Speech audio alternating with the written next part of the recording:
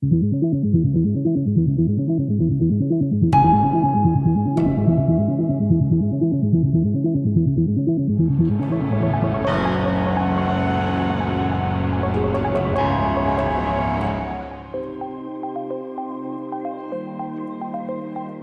even more rhetoric online, on social media and headlines of people claiming that climate is not changing, or the impacts aren't serious, or there are no solutions that work, or even that it's too late. But when we look at the polling data, it tells us a different story.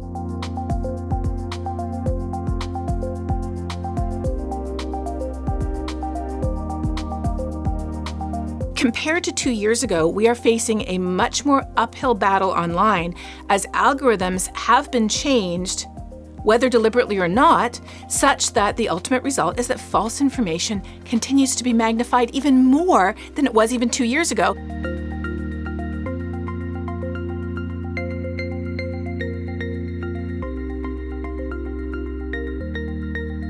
Today, compared to 2 years ago, more people have been, or they know people who have been, directly affected by extreme weather. And the most common way that climate change is affecting our lives is by supersizing typhoons, cyclones, and hurricanes, increasing the frequency of devastating heat waves, droughts, floods, and more. Even in a northern country like Canada, or Greenland, or Mongolia, we see huge impacts, negative impacts from climate change on people's health, on our food production, on our water quality and availability, increasingly on our infrastructure and the economy, the insurance industry, and more.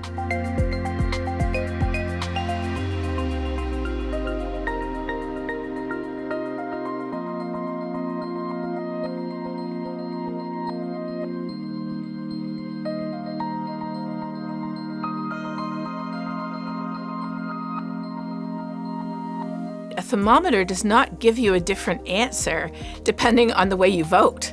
And a wildfire or a hurricane doesn't knock on the door of your house and say, "Excuse me, are you Conservative or Liberal or Green Party?" before it destroys your home and puts your family in danger. So there's nothing inherently political about the simple facts that climate is changing.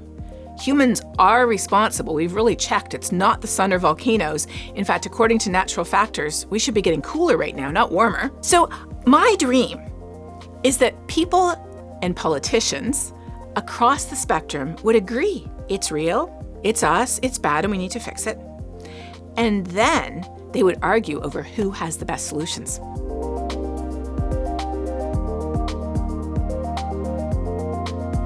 Who are they? What values do they prize? What things do they care about?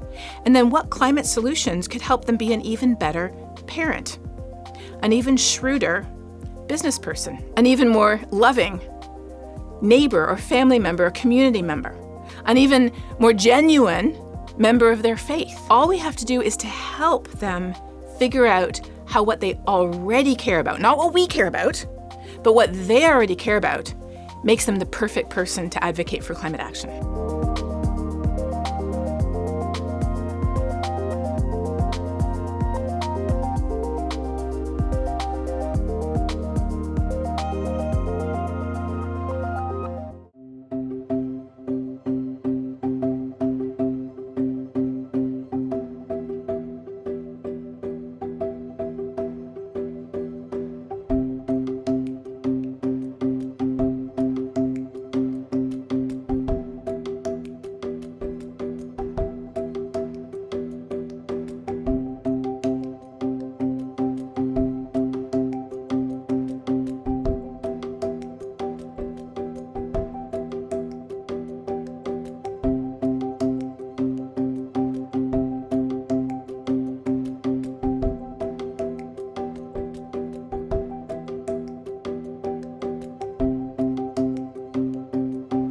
When you plant a seed in the soil, the roots always go down and the shoots always go up. In space, they lose their reference. So if you have a seed germinate in space, they grow all over the place, and the roots the same thing. So we're figuring out, can the plants adapt to microgravity? But also, if the plants are adapting to microgravity and they sense microgravity as a stress, they could be more tolerant to environmental stress back on Earth. So we could bring those plants back and test them and say if they can adapt to stresses like drought, heat, flood, and other similar stresses.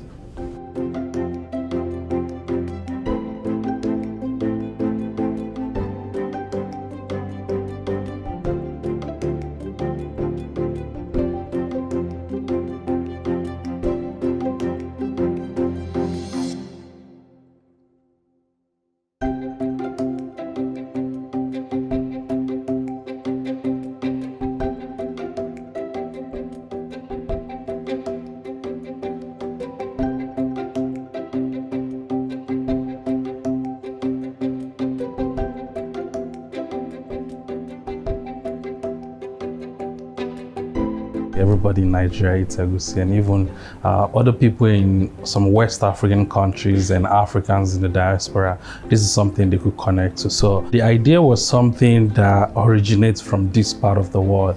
And personally, I feel like egusi is that seed that tells that story.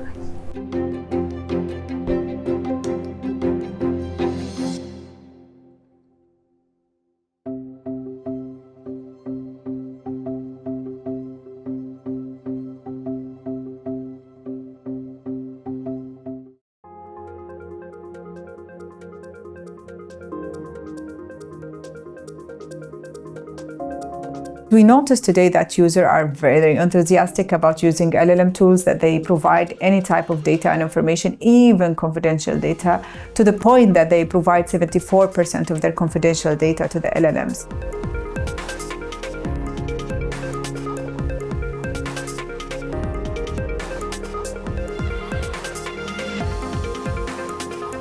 In countries like Chile, for example, the governance structure is prohibiting companies, commercial entities, actually from generating this data on behalf of the users because of these conversions of data learnings that we don't know yet how would it manifest on a global level.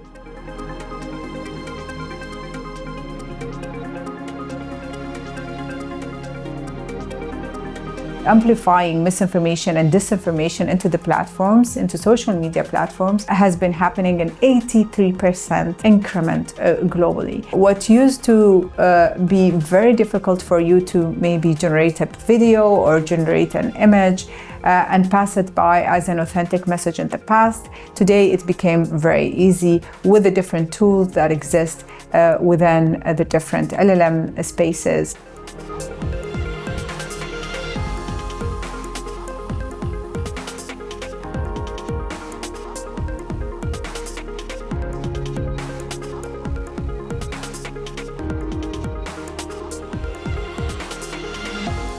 For example, if we're talking about AI, can you develop your own LLM for your own personal use, your own chatbot, your own AI agent that you can use into different platforms? If we're talking, for example, about LLMs and their usability to fake news and their as well misinformation, their conversational point will be how can we build a counter tool that would verify every little piece of news that comes from different sources around the world and map them across the world. So I think with the young generation, they're very solution oriented and they're very focused into the opportunity rather than the risk of those technologies. I think the number one question in their mind is how can they use cybersecurity as a space of opportunity rather than a space of a threat and risk fear factor across the map.